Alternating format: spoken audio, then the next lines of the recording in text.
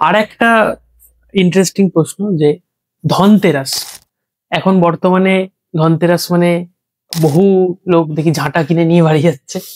এই ঝাঁটা কেনার ব্যাপারটা কোথা থেকে এলো, আর সোনা কেনার ব্যাপারটাই বা কি ধনতেরাসে, এটা যদি একটু বলেন। আসলে ধনতেরাস বা ধনত্রয়োদশী দীপান্বিতা অমাবস্যার পূর্ববর্তী তিথি ত্রয়োদশী, যেটা কার্তিক মাসের কৃষ্ণপক্ষের ত্রয়োদশী, তাকে বলা হয় ধনত্রয়োদশী তিথি।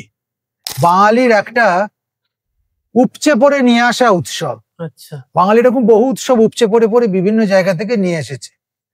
আমরা আমাদের ছোটবেলাতেও দেখিনি যে এত সোনা দানা কেনা, কিংবা বিশেষ করে ঝাঁটা কেনা, কিংবা ব্যাগ ব্যাগ প্যাকেট প্যাকেট নুন কেনার ধুম, এটা ইদানিন্তন কালের একটা ব্যাপার। আর আসল কথা হচ্ছে ধনতেরাসের সঙ্গে যুক্ত হয়ে রয়েছে দানবরাজ বলির প্রত্যাবর্তন। ধনতেরাস কেনাকাটার তিথি নয়, ধনতেরাস ভগবান বিষ্ণুর দ্বাদশ অবতার। বা ভগবান তো বারবার এসেছেন, তা ভগবান যখন এলেন সমুদ্র মন্থনের পর, তখন তিনি আবির্ভূত হলেন ধন্বন্তরীর রূপ নিয়ে।